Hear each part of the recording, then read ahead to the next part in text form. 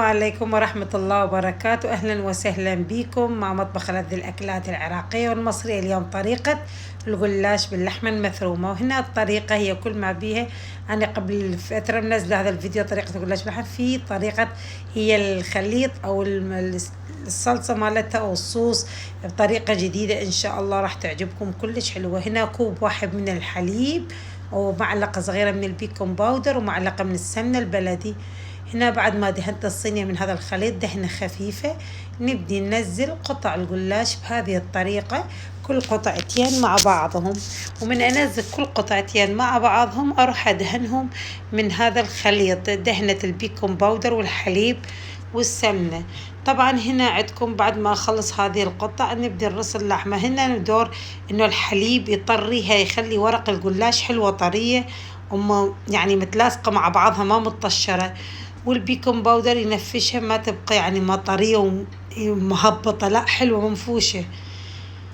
بعد هنا ما حطيت طبقة من اللحم عليها، أبدي كذلك مثل ما سويت بالدور الأول كل طبقتين ودهنة خفيفة، طبقتين ودهنة خفيفة لحد ما أكمل الطبقة الفوق. طبعا هذه الجوانب اللي تظل طالعة منها أني بعدين أحددها بالسكينة تكون شكل الصينية، تاخذ شكل الصينية اللي أسوي بيها. هكذا مثل ما قلت لكم مثل هذه الطريقة. طبعا أنا هنا هذا الفيديو مال يوم الخميس مسوية وياه طريقة بانيه الدجاج، بانيه الدجاج صدور الدجاج، وطريقة كلش حلوة وتتبيلة. جربوا طريقة تتبيلتي، الفيديو هم موجود عندكم بالفيديوهات السابقة. أنا جربت كذا طريقة نزلت على اليوتيوب ما عجبتني، طبعا سويت الطريقة مالتي، مو على مود انه طريقتي لو اكلتي، لا بالعكس كان طعمها البانيه حلوة وطرية ومقرمشة. وبهذه الطريقة باعوا قطعت الزايد كله من عند الورق على مود تصير الصينية مالتي حلوة دائرية. لو صينية مستطيلة تصير احلى، بس انا اضطريت اسويها كذا والف باقي الاطراف هكذا اللي تحت اللي جوا الفها كله على مود من تستوي تكون ملفوفة على بعضها. باقي الخليط انزل باقي الخليط على الوجه مال صينية الجلاش بهذه الطريقة. جربوا هذه الطريقة وقولوا لي ايه رايكم بالتعليقات. طبعا اني تعطلت عليكم فترة، وان شاء الله بعد ماكو تعطيل انزلكم وجبات او اكلات حلوة على هذه القناة. وتابعوني على قناتي الثانية على التيك توك يوميات ام سيف. اقطعها بالتقطيع اللي عاوزاها انت واللي تريديها انت براحتك. طريقة المثلثات خاصة البقلاوة، طريقة مربعات، اي طريقة اللي تحلالك، بس اهم شي نقطع الصينية قبل ما ندخلها الفرن ويكون الفرن جاهز وحار. وقطعتها بهذا الطريقة واضيف لها باقي المخلوط ضفته لها.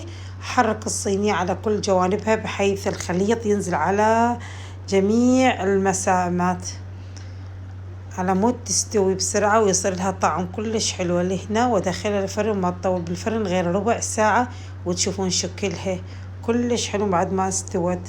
هنا بعد ما خلصت الصينية وطلعتها ألف عافية الأكلة، وما ينول سهمكم إلا العافية إن شاء الله ويانا. هنا طبعا عندي قطع من البانيه، طريقة البانيه عندي موجودة كلش حلوة على القناة. جربت كذا طريقة ما حلت لي إلا طريقتي، طبعا مو يعني مدحا بأكلي لا، بس انتو جربوا هنا وجربوا طريقتي شوفوها شقد حلوة. ولهنا تنتهي وصفتنا اليوم، هي طريقة صينية الجلاش باللحمة المفرومة، وإن شاء الله أتمنى تعجبكم ونالت رضاكم.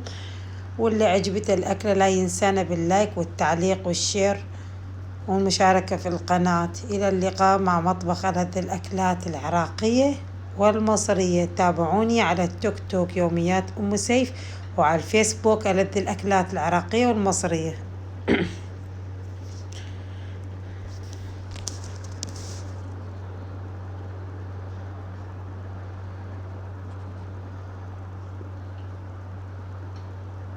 خلصتي؟